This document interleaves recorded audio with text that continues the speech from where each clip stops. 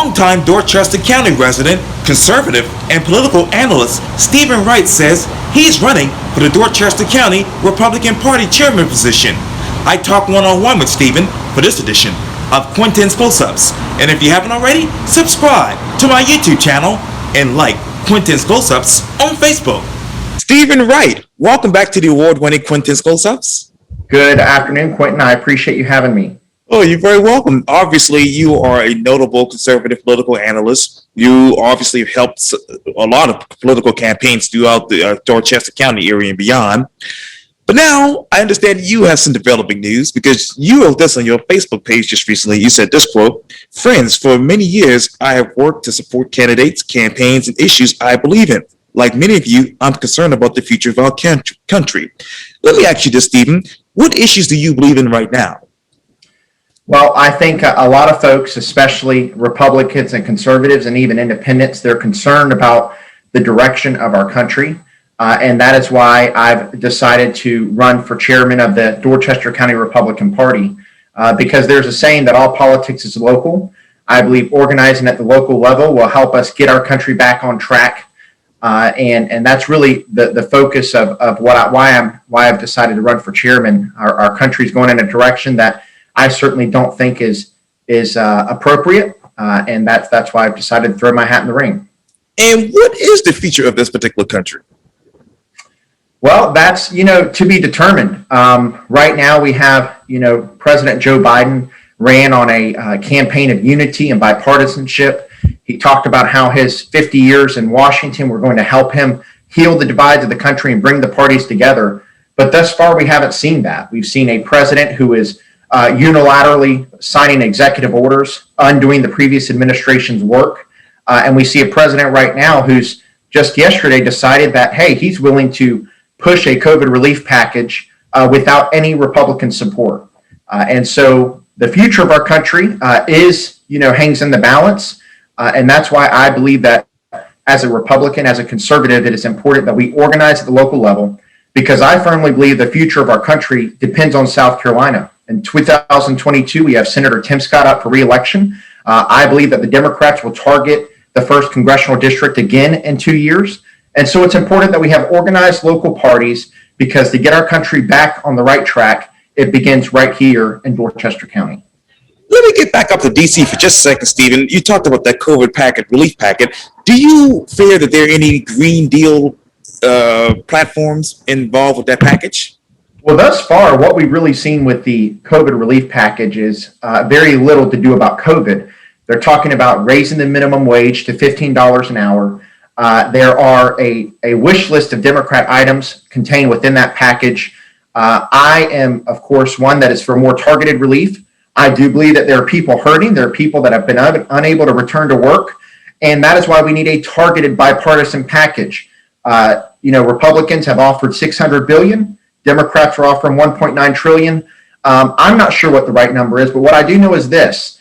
We don't need a Democrat wish list passed. We need a targeted relief package that's actually going to lift our country up and get us past this pandemic, because this issue of COVID-19 affects everybody, and it doesn't care about your political affiliation. What is the federal deficit right now when you think of the money that is being proposed on both sides? That is a very good question, Quentin. I haven't looked at the numbers recently, but I know that our federal debt is of concern. It's unfortunate that both parties have kind of neglected the discussion on the debt. We're approaching $30 trillion, and we cannot continue to spend money we don't have without consequences. I am in the business industry, and if my job decided to spend as the federal government does, I no longer would be employed. And so that's another discussion that, we need to talk about in the discussions and negotiations with COVID relief, is the fact that we do have an out of control debt that is going to cause destruction to our country in the future if we don't get it under control. And you also said this too. This is why, after prayer and speaking with friends and family and elected officials, I have decided to run for Dorchester County Republican Party's chair. In the coming weeks, I look forward to sharing with you my plans to build a stronger Republican Party that delivers results for our Republican nominees up and down the ballot. It will be my honor to earn your support during this campaign. What results have the Dorchester County Republican Party delivered over the past 4 years? Well, that's a big reason I'm running is there's many folks that have been disenchanted with the current direction of the party. Our party has not been as organized as it needed to be. And most recently, whether it was the 2018 or the 2020 cycle, it was the Republican Women's Clubs, which are a separate entity of the party that led the efforts to elect our Republican nominees up and down the ballot. Republican parties and Democrat parties and party organizations play a critical role in electing candidates in the general election. And while we may not always agree with who voters decide in the primary, it is our duty as Republicans to support that candidate. So if I'm elected chairman, there's a couple of areas that we've already got to improve on. Number one is we have to grow our party. Number two, I think we need to do better outreach to younger folks. Like myself, we need to do better outreach to minorities. We need to educate the general public about our beliefs and our platform. We need to recruit them to join our party. We need to, of course, fundraise for our candidates. And lastly, when it comes to the election, we need our members to know what the party stands for, what the candidates stand for, and activate them in support of those candidates, whether it's door knocking, whether it's making phone calls, whatever it is. That's one area where I believe, unfortunately, our party has lacked. And I think a lot of it has to do with lack of vision, lack of leadership. And that's why I've decided to step up to the plate to organize our party, to recruit people to join our party so that we can activate in general elections. What are the demographics that is when it comes to the Dorchester County Republican Party? That is certainly an area that we have to work on. I know we do have a minority outreach campaign going on, and I greatly respect the chair of that committee. He's doing a lot of hard work. But this is another area where I believe the party needs to go. We need to be more active in charitable organizations within the community, whether it's Adopt a Highway, whether it's Habitat for Humanity, whether it's helping out local homeless shelters or food banks. I don't want the Dorchester County Republican Party to be known as a party that is only active during campaigns. I want people to know us by the work that we do in our community and helping those in need. How do you recruit and train candidates that reflect the value of the Dorchester County Republican Party? That, of course, is another critical part of this process. I think it's very important to train people who would like to seek office in the future. And so there's other Republican parties around us who are having people come from out of state or maybe out of the area to train people who'd like to seek office. Really, that's another goal of the party, is to recruit candidates so that we have a bench of people so that if a seat comes open, or if somebody would like to seek office and maybe challenge a Republican, they need to know, of course, how to run a campaign. One thing that I'd like to do is train people how to be more effective and bring people from the outside who are experts in this arena so that we do have a deeper bench of elected officials in Dorchester County. So if there are openings, we can have our own people be running for these seats. Now, you talked earlier about obviously the external strategy that you have. What will be your internal strategy when it comes to the Dorchester County Republican Party? Well, the first thing I think we have to do as a party is we have to come together. For too long, our party has excluded folks that don't pass a litmus test. I don't think we need a litmus test. I think we need to welcome all Republicans. We are a big family. We're not going to agree on all of the issues all the time. But I do believe when it comes to supporting our nominees, once they are the nominee, that is when we've got to come together. So number one, we have to grow our membership. Number two, I think we need to do a better job of fundraising. Quintin, you won't believe this, but our party has not held a fundraiser that has brought in any amount of funds, significant funds, in over 5 years. Wow. The most recent fundraiser that we had was in 2014 when Governor Rick Perry, who was deciding to run for president, had a fundraiser with us with Governor Hay. And so that's another aspect that we have to work on internally, is we need to fundraise. And so once we've grown our party, we fundraise, then that's when we utilize those funds to put them towards our Republican nominees and assist them and deliver results for them. These campaigns need our support. They need our volunteers. And I believe it's something that we have to do. The SCGOP demonstrated very well in the last election cycle. The way in which Nancy Mace won was a unified Republican Party working with the state parties and the local parties. That's something that I'd like to kind of reunite if I'm elected chairman.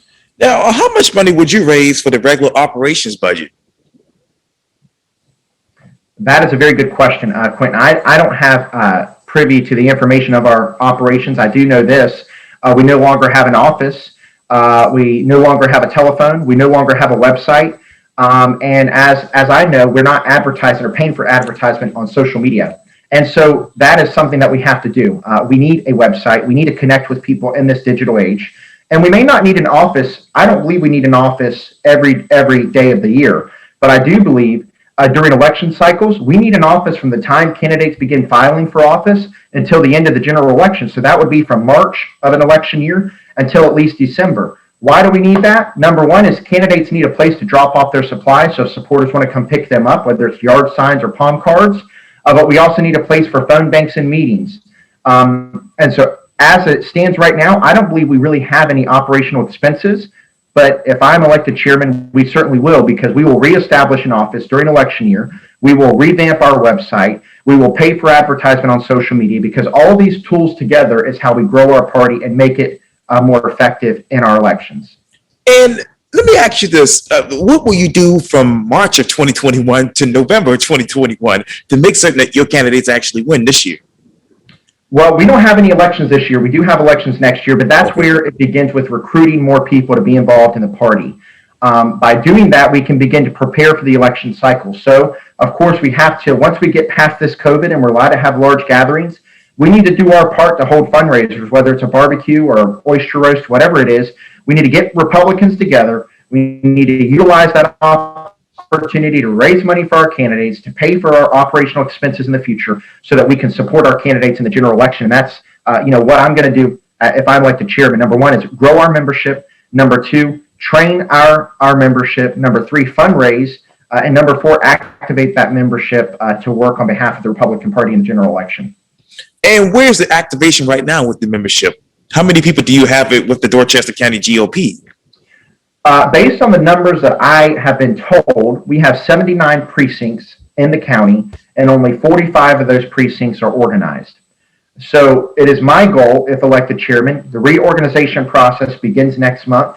Those dates will be released later this month of when the reorganization will begin. So it is my goal to organize as many precincts as possible. Heck, I would love to have all 79 precincts organized. I believe we do that by having the right leadership in place with the right vision to unify Republicans and make people believe that they are part of something bigger than themselves. So that's one thing that I'm going to do as soon as I'm elected is grow that membership. As right now, I believe we have 45 precincts. I'm not sure how many of those that are organized are active, but I want to have as many precincts active as possible, because I believe the more precincts that are active, the more success we'll see on the ballot. I know you don't have any, obviously, candidates this year, but obviously redistricting is coming up. What's your strategic plan for that? That's something that we have to look very seriously at. Now, in Dorchester County, we are fortunate. Representative Chris Murphy, who I actually had the privilege to work for back in his first campaign for State House in 2010. Right. He is the chairman of the judiciary, so the most consequential piece of legislation he will vote or really push this year is that redistricting legislation. So that's something that we have to look at. Will Dorchester County get another House district? That's, of course, something that we have to keep our eyes on. But also the first district. It's very likely that the first district will be redrawn.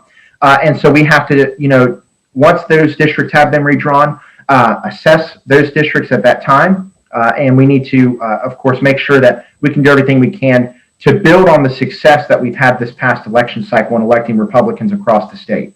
And when you go back to Washington, D.C., what legislation should Republicans and Democrats push for when it comes to COVID, the packet release? So I believe, one thing that Republicans and Democrats seem to be united on is, of course, supporting small businesses. I go to small businesses all the time. I'm trying my best to support the locally owned small businesses here in town.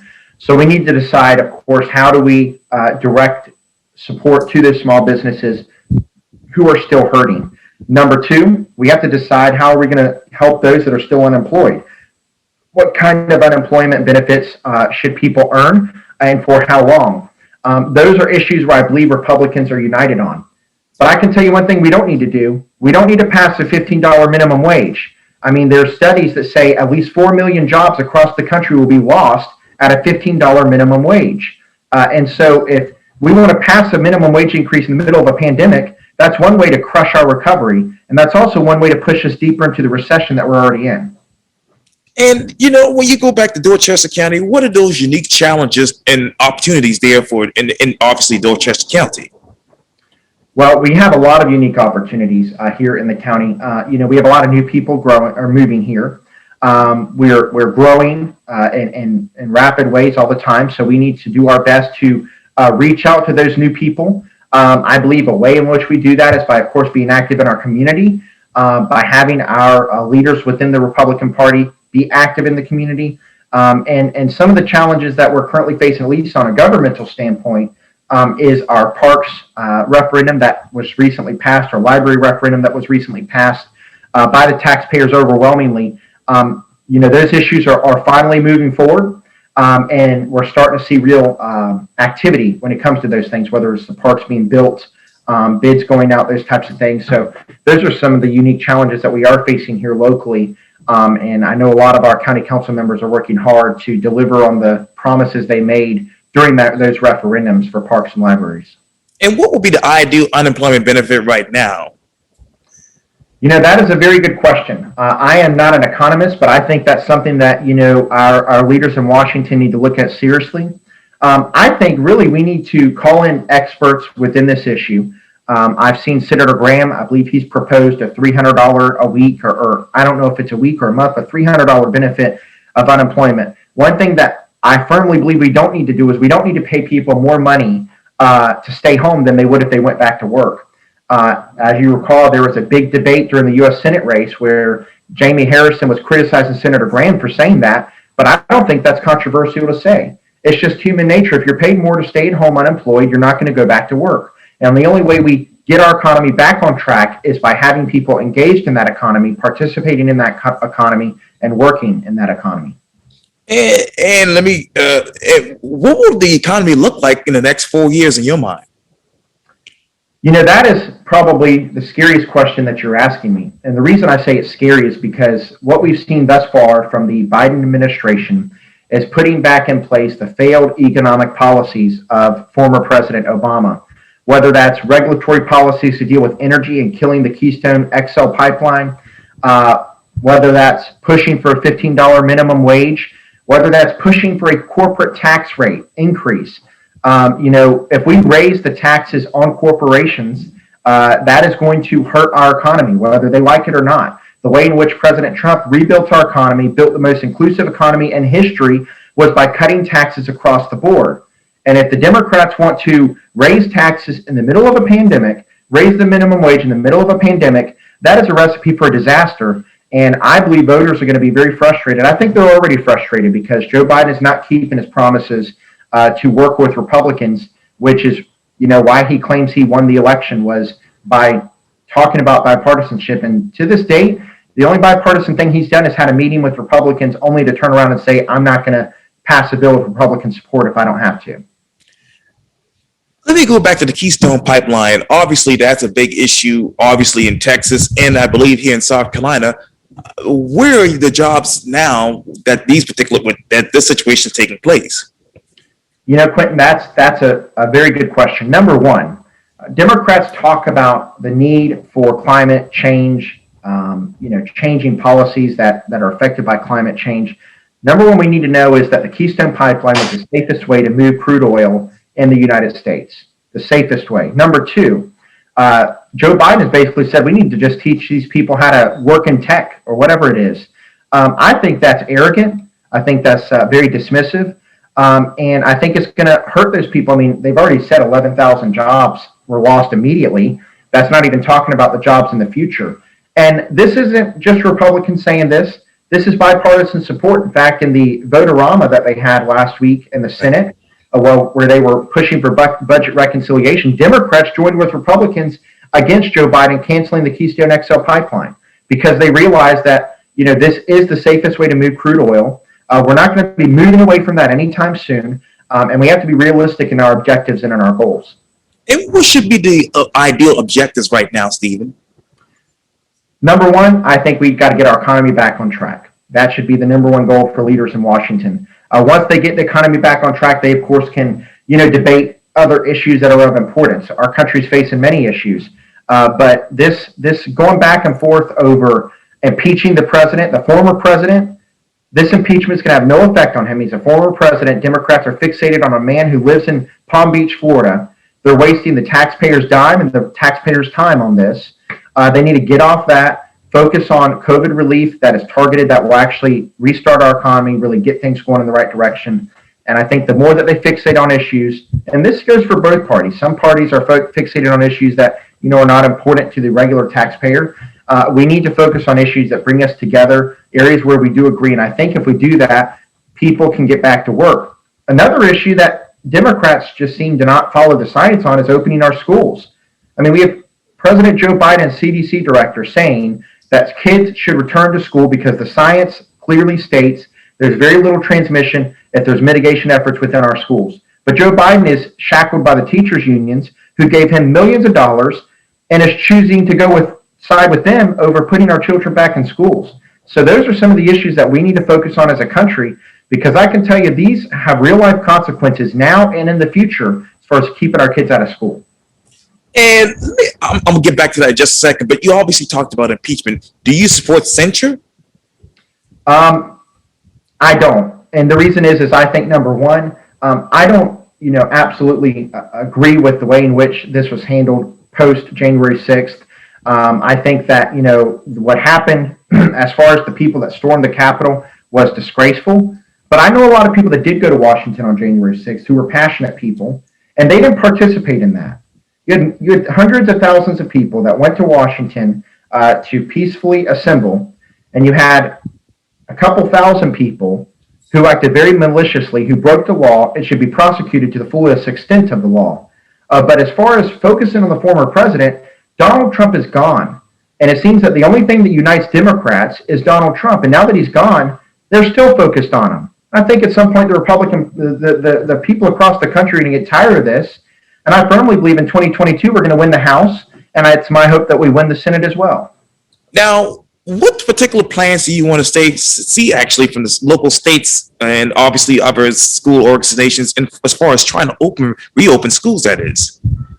Well, I think whatever we need to do to get our schools open, we need to do it. Whether it's schools that need funding for mitigation efforts, that's face masks or plexiglass or whatever the experts say we need to do that. We need to follow the science. Dorchester, too, is finally going back to school. It's been very unfortunate that our school board hasn't pushed this issue further with regard to our superintendent. But we got to do whatever we got to do to get our kids back in school, because there are real life consequences. I know people whose children have never suffered with depression in their lives, and they're suffering with depression now and other mental issues because of the lack of social aspect of their lives being gone, and the real pressure and stress of having to learn virtually. I know if I were in school, I probably wouldn't be learning a thing under the current circumstances. Stephen Wright, thank you so much for your time. And again, welcome back to Quintin's Close-Ups. Thank you, Quintin. Have a great day. Likewise.